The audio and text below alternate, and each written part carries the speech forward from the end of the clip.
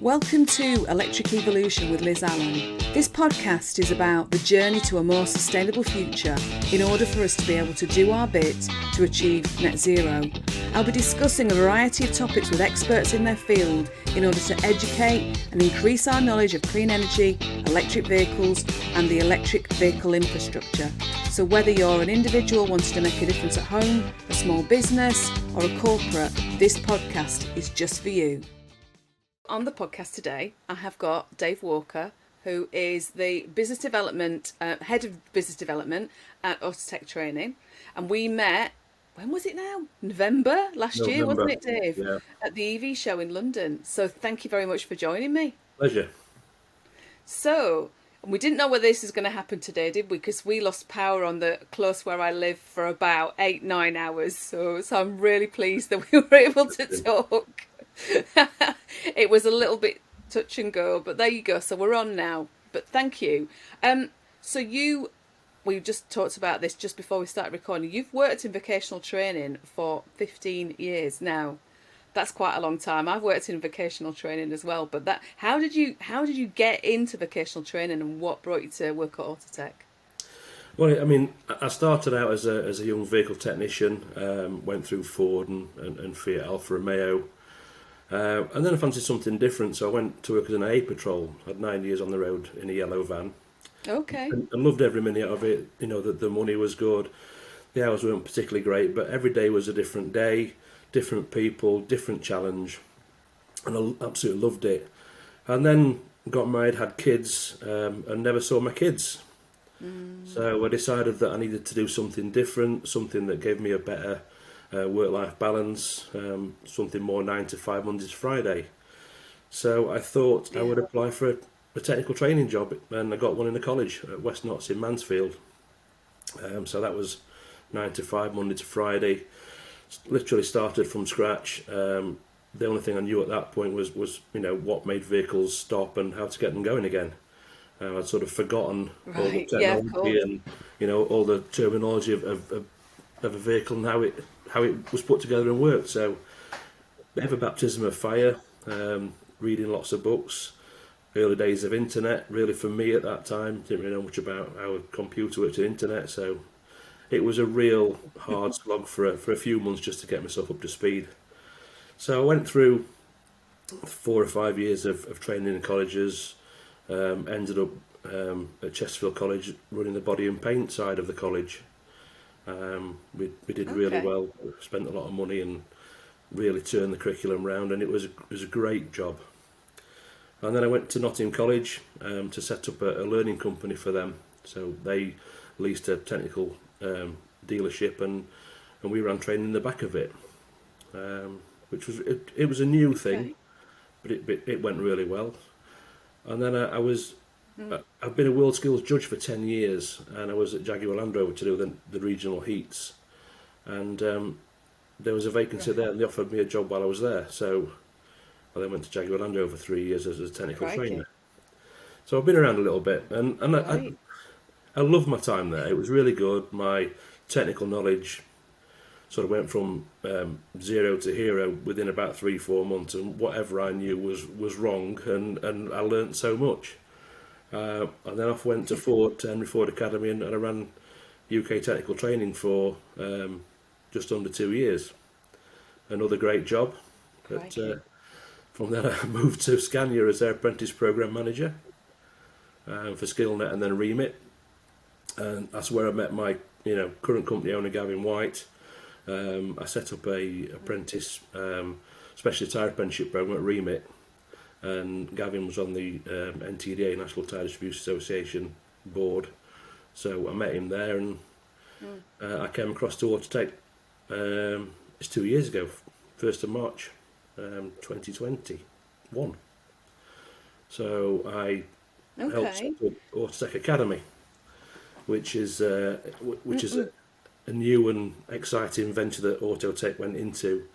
They were taking level 3 learners on completion of their qualification at college and putting them into a 6 to 12 month internship program. It was designed to allow companies to take learners from college who had the knowledge but not necessarily the skill, and improve that skill level, and hopefully take them on at the end of 6 months. And they've had a really positive outcome from that. So that brought me to Sounds training. a good idea, for Back into definite. training again, yeah. That's a potted history of my last 30 years. Hey, that's not a bad potted history, really, is it? It's Tell okay. me, right, Been just around. something that caught my ear was that you said about the Henry Ford Academy as Yeah, well. yeah, Did you? Yeah. So what we? Because obviously, working in continuous improvement, Henry Ford is kind of like the godfather of continuous improvement, really, yeah. or was the godfather of continuous improvement. Um, did you have you been kind of been involved in sort of like lean manufacturing as well? Not really. We was technical side, so we trained the technicians from the dealer network. Yeah. So manufacturing side didn't really impact on us at all. Okay. We used to do a little bit down at Dunton, the sort of technical centre, training their engineers down there. But it was mostly vehicle technicians out of the dealerships we used to train. Yeah. Okay. Okay. So the reason I wanted to talk to you about Autotech in general, well, you've started specialising. The reason you were at the EV show last year was because you've been offering EV electric vehicle training, haven't you? Yeah. Could you give me a little bit of background? So obviously we had a chat, but if you let everybody know, so what training do you actually offer, and who are who are your customers? Well, we're an IMI accredited centre, so we offer level 1 to 4 light vehicle training on the electric side, electric hybrid side, and also level 2 and 3 on the heavy vehicle side. So level 1, for those of you who don't know it, it's a really simple, generally non-technical, so it's aimed at service managers, service advisors, people that talk about hybrid electric cars but don't necessarily work on them. So it just gives them understanding to be able to talk to people and understand what's going on around them, and make sure that they're safe if they have to drive vehicles in and out. And I think, to be fair, everybody that's in contact with a hybrid electric vehicle should realistically have that training, because it's just a general understanding. Level 2 goes into safe isolation of that vehicle, so isolating the high voltage side of the vehicle battery from the vehicle, and then level 3 is service and maintenance. Level 4 is a diagnostic live working course where we literally take a live 600 volt battery apart, and we work on that. So that's quite in depth and quite intensive. The level 2 and level 3 is also adapted for heavy vehicle. And the heavy vehicle bus and coach market now is growing rapidly on the electric side, and also hydrogen as well. So it's coming really strong. We're seeing a lot coming from that market. I've got a meeting this afternoon with a bus and coach company that wants some training for their staff. So now we're looking at hydrogen. So right, okay. So with the heavy vehicle side, then are we talking about electric buses and vans and things like that you're training people on? Yeah, I mean, vans have been around for quite a while. Mercedes, I think, listened to Paul Kirby's podcast with you last night, just as a precursor to this, and he was in a Mercedes in 2004, I think he said. So they've gone back a long way. When I was at Ford, they were developing the e-Transit, which was a hybrid at that point. It's now fully electric. So I think the sort of last mile delivery vehicle is coming quite strong now with the electric side. There are probably a dozen manufacturers making full electric vehicles now. The range is still not there. Clearly, you lose with the extra weight of the battery, you lose payload. But a lot of these vans are not doing any more than 150, 200 miles a day anyway. So the range is not massively impactful on the van. But I think it's now getting stronger with the heavy vehicle market. We're working with a couple of heavy vehicle manufacturers now to support them with their both manufacturing and technical training. And 7.5 ton up to 19 ton now is becoming quite popular. So are those your main customers that you aim the technical training at then? We'll sort of train anybody really.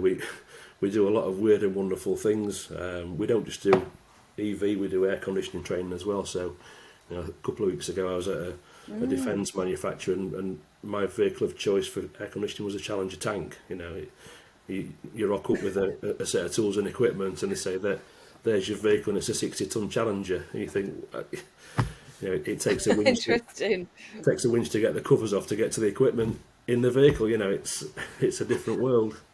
But in terms of EV market, it's huge. We've done police services, you know, road crime units. We've done their technicians. We've done councils. Recently, a lot of colleges, as they've got a lot of funding, so we've trained the trainer on those and written and built their training programs. Fire service, Okay. anybody.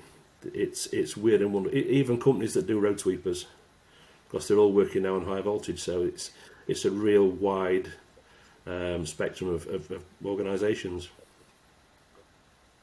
Yeah, that does sound a lot. And are you covering the whole of the UK as well? Yeah, Land's End to General Growth and beyond. We've just got a job on Ascension Islands, so we're off down there in a couple of months to do a job for a company down there. Back in October, I was in Shetland to train their council, so that was a 2-day training course. And our USP is we take everything with us, so you can't jump on a plane. So I threw everything back of a plug-in Prius and drove to Aberdeen and got on an overnight ferry on the Monday, trained Tuesday, Wednesday, and came back Thursday night and got home Friday night at 8 o'clock from a 7 o'clock Monday morning start, just for a 2-day training course. So it's exciting. Yeah. It's tiring at times, but you know, I'm getting pretty infamous or famous, whichever one it is, for my branded car in front of a bridge or a football stadium, and this is where I am today, sort of photos. So Yeah, in Shetland, that's an interesting place, I'm sure.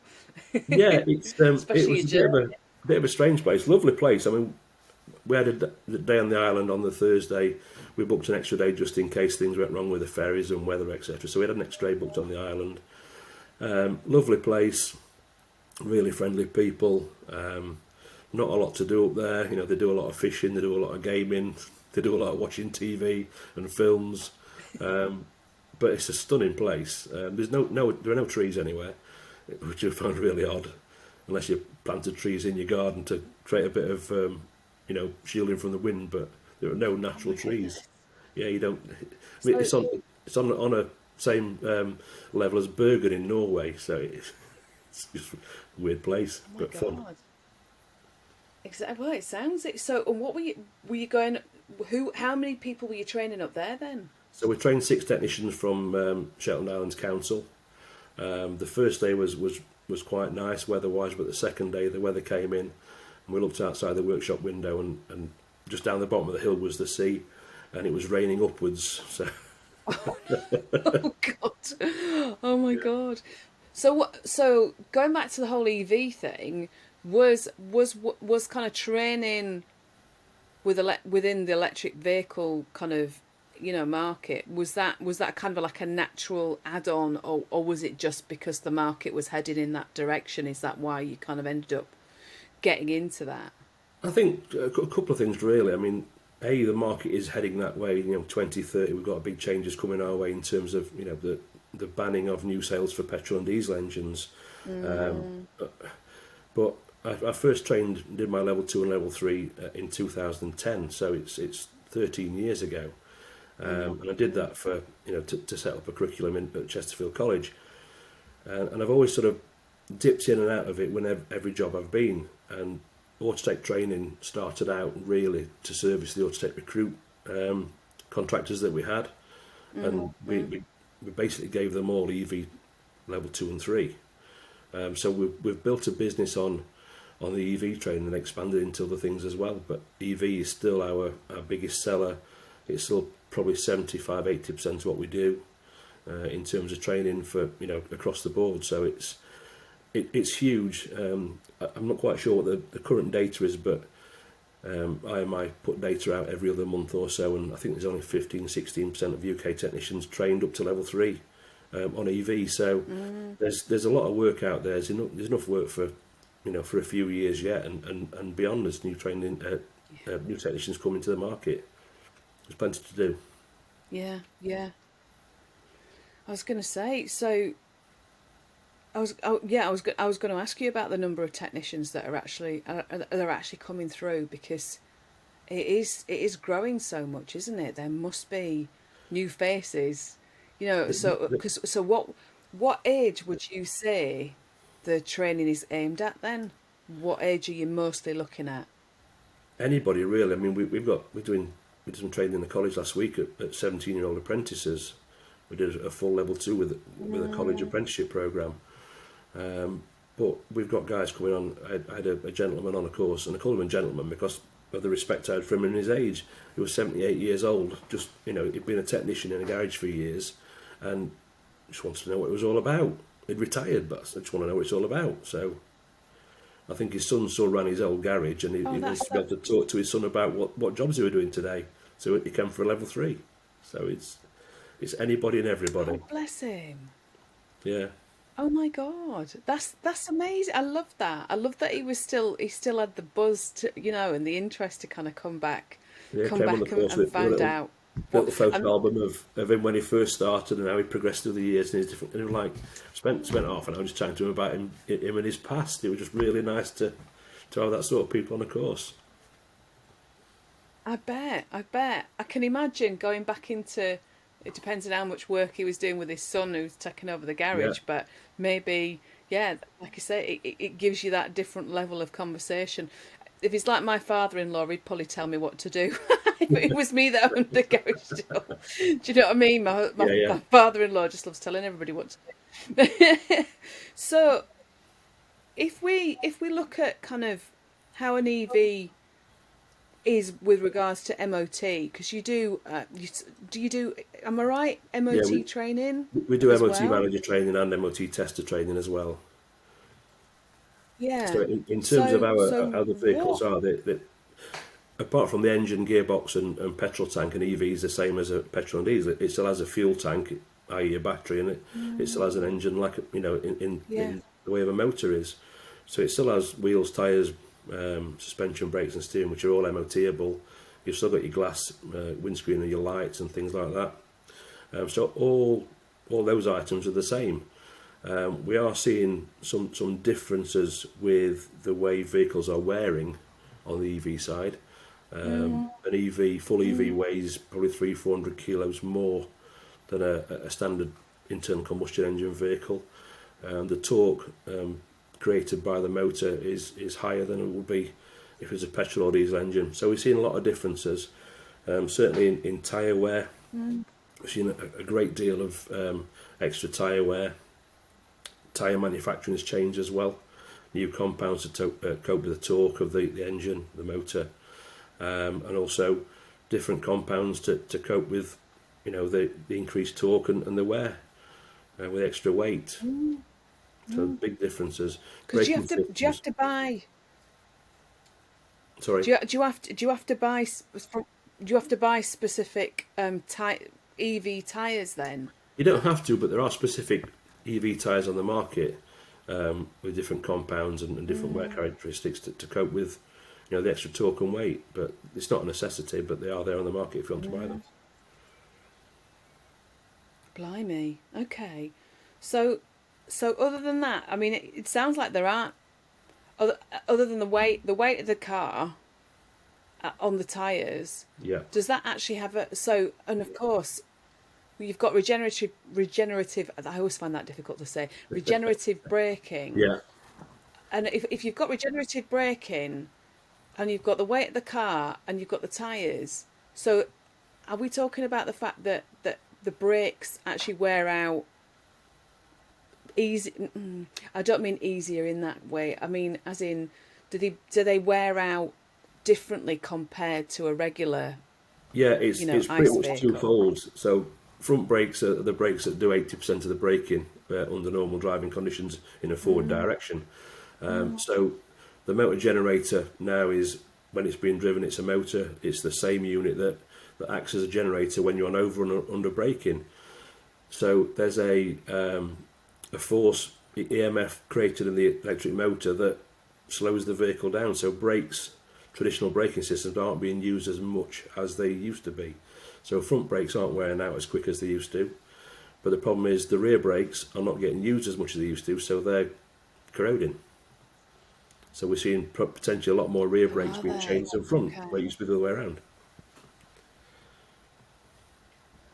And what's the right? So it was funny when my dad was still around, bless him. We always used to talk about the difference between kind of front wheel and rear wheel drive as well, and why? Because I don't know this answer. So if you can help me, then that'd be brilliant. Why are the majority of electric vehicles rear wheel drive? What's the reason for it? Well, I think the majority. I think there's a bit of a split with that one. I think we've still got a lot of front wheel drive vehicles because it's a compact motor generator under the bonnet. Although you have got your likes of Teslas, which are rear wheel drive, and some are all wheel drive with the dual motor types. So there's no real rhyme or reason why people do front or rear wheel drive. It's just down to their design and manufacturing. Okay. And I tell you the other thing that I find a bit weird, and whether you could, what your thoughts are on this one, I don't know. I suppose we're seeing the way that that cars are charged. Yeah. You know, and some I think, is it a Nissan Leaf that charges from the front, and some are at the back, and some are in different. And to me, just to keep it consistent, because I'm all about standardisation and consistency. To me, it kind of makes sense to actually have it in one, have everybody, kind of put in the where you're actually charging it in one place. And surely, wouldn't it be more common sense to actually be able to do it from the rear as you would do normally, or are there other reasons why the charge point is in different places? Again, it's down to the manufacturer design of the vehicle. I mean, we've got AC and DC charging in cars. We've got 2 or 3 different charging types with the Type 2 AC and the CCS on the DC side. So it depends where the internal components of the vehicle are to some extent. These vehicles will have an onboard charging unit which converts whatever comes into the car from the charging point into a voltage that the battery can accept to store. So again, it's down to internal componentry of the car and the manufacturer. It's like fuel tanks, isn't it? There's no standard place for a fuel cap to be. It's either left or right. I had a Beetle back in the days, and the fuel tank was under the bonnet, and it was at the front. So it's down to the vehicle design to some extent. Okay. Yeah. Yeah, I suppose. Do you know? I didn't realise. I don't know who told me this. That on a regular petrol car, which is what we've got at the moment, what is it now? When you get your petrol warning light on and the petrol sight, it comes up, and dependent on whether the pump's at the right on the warning light or on the left, it tells you which side. Yeah. I didn't even know that. No, I didn't have a clue. No, it's one of those things that people don't know and people don't look at. And that's why you see them in a petrol station dragging the pipe round to the side of the car, isn't it? That's me. Yeah. Because I still drive it. There's always been lack of standardisation. Yeah, and I still drive it. Sorry. Yeah, like I said, no, it's all right. I still drive a petrol car. So at the moment, the aim is to go to an EV, hence the reason for the podcast in the first place, or part of it. But yeah, so it'd be interesting to actually, because I mean, actually, I'm going to ask you this question. So in the same vein of the petrol, the pump being on that side, or that's right or left, does it actually say front, back, or sides? I sound like a barber, don't I? Front, back, or sides? Does it actually say anything? Does it say anything on the dash when? I don't think it does, to be honest with you.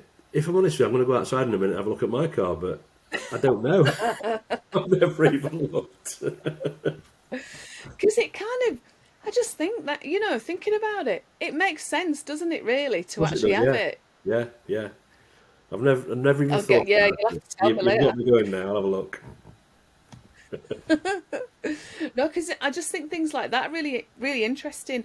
And I tell you what still bamboozles me a little bit is kind of the different way that a car charges with the charge points, Yeah, and actually, like you were saying about kind of AC and DC current. yeah, I smile and wave and kind of go, oh yeah, I know that one, yeah. but I'm still a bit like, right, okay, so how does that work then? So Dave, come on, so how does that work then? Well, you've got AC. AC is alternating current, and basically that's what your motor generator Yeah. will use and generate. Unfortunately, we can't store AC on the car, so we need to store it in a battery as DC, which is direct current. So Okay. we need a component called an inverter converter that sits in the middle of those to invert DC into AC to use it, and then to convert AC back to DC to store. If we're charging the vehicle Right. externally, we have an option of AC or DC, again depending on manufacturer and depending on model. Your AC chargers are relatively slow because again we've got to convert that AC into DC for the battery to be able to store it. So converting the AC to DC creates a lot of heat. So when it's on the car, we need a big heat sink in the car to dissipate that heat when we charge it on AC. So it has to be relatively slow. Now, if you looked on the side of the street in the service stations, your AC chargers are quite small. It's a little pin stands aside of the road with two sort of plug sockets in one in each side. But your DC are like a big fuel pump, and they're taking obviously AC from the grid, and they're doing the conversion into DC actually in the charging unit. So what's coming into the car is Okay. DC, not AC. So we don't have to convert that on the car. It's all been done off the car. And because we can also plug it Right. into the water main system, we can water cool the charging unit.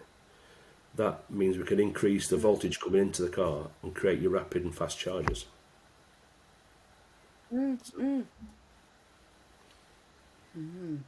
Okay. Right. I shall remember If that. that made any I tell sense. you the other thing I was going to ask you. No, no, no, it did. It did. And, I kind of might looked a bit blank then, but actually I was taking it all in. One thing I want to ask you, some of the cars that I've taken out for test drives so far, they are using heat pumps in order to maintain the charging levels during cold weather. Yeah. Have you kind of come across any of those, and how good is it? Do they actually keep those charging levels up with the heat pumps? How does it all Yeah, work? the biggest issue with the high voltage batteries are they like to work under normal ambient temperatures of 22 degrees.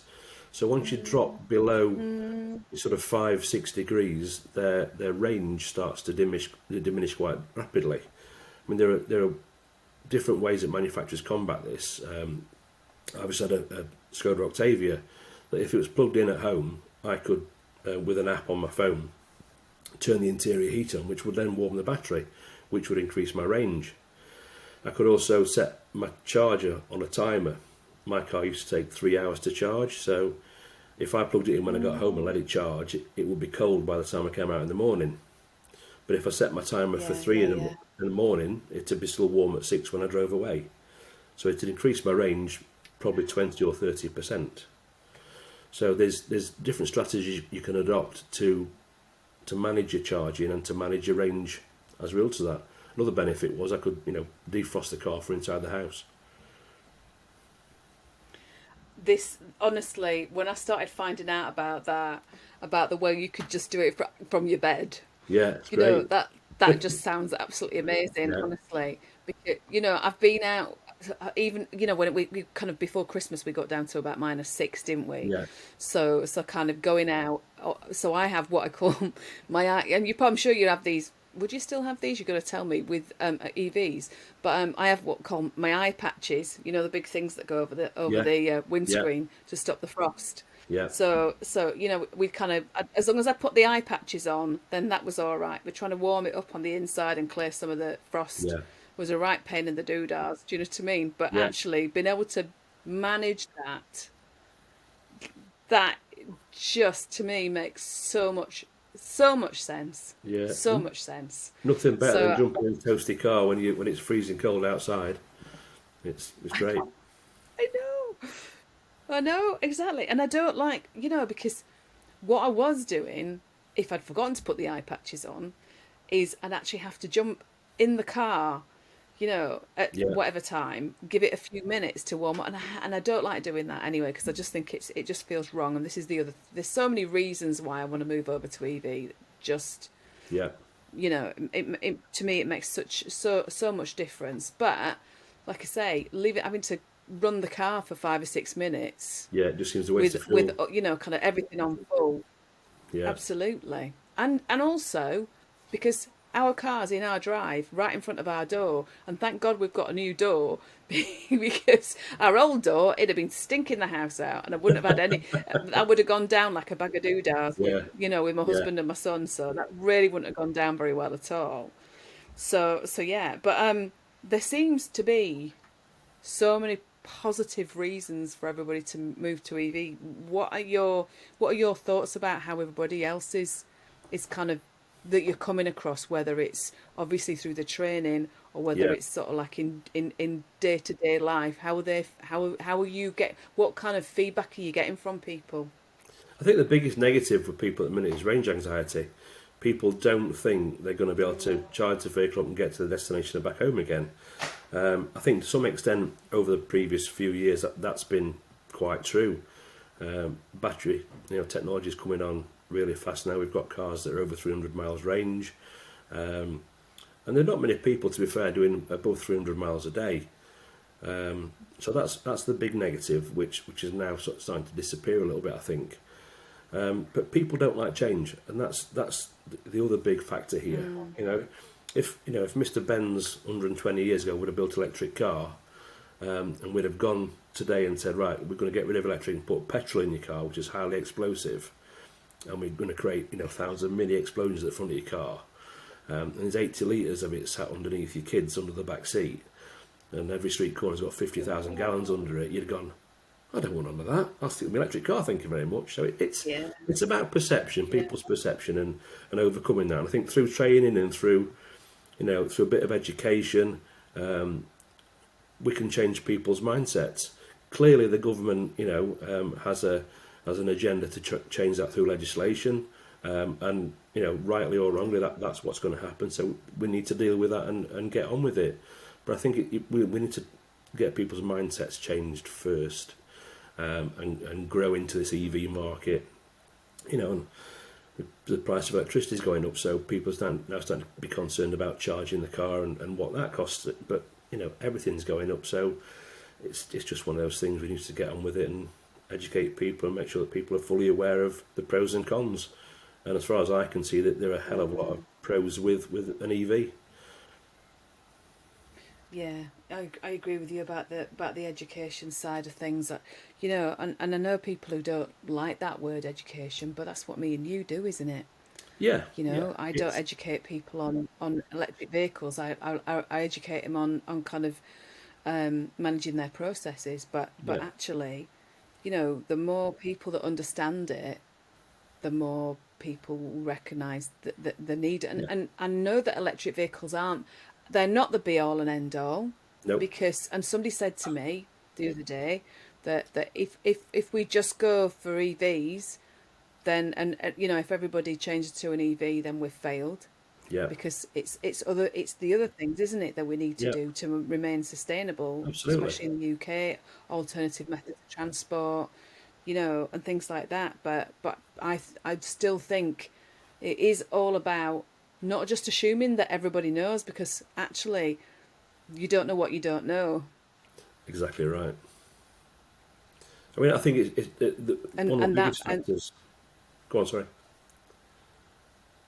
No, go.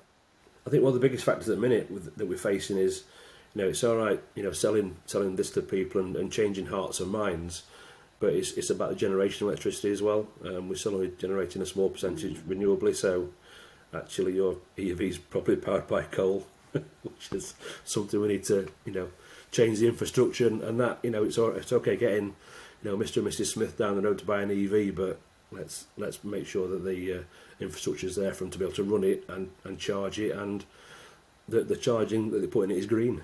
So if we finish off by giving a little bit of information about how people can get hold of you, Dave. Yeah. What's the website? What's the web address? And where do they find you specifically if they want to talk to you? Well, we are autotechtraining.co.uk. If you just search that, if you look at EV training on any search engine, we'll come up in the top 3 or 4 on the top of the page. In terms of me personally, I'm fairly rare. I do have my contact details on my LinkedIn page. Most of they're blank or a random LinkedIn email address. Well, mine's actually my own email address and my own phone number. So I'm out there. So anybody can contact me from LinkedIn quite easily. That's brilliant. That's brilliant. Well, listen, thank you ever so much for the time you've given me. It's been really interesting talking to you, and like I say, because we're both involved in training, just different areas, and like I say, also to understand a few bits of technical stuff as well. That's made a real difference to me, and hopefully people who are listening, who are like me, who aren't in the know as much like you guys, then hopefully it's made a difference to them as well. But listen, thank you ever so much for your time. Thank you. And to everybody else, I'm going to say goodbye to everyone, and I'll see you next time. Bye-bye. You've been watching Electric Evolution with Liz Allan. Don't forget to subscribe and click on the bell icon, and you'll receive all of our weekly videos. Thanks for watching. See you soon. Bye.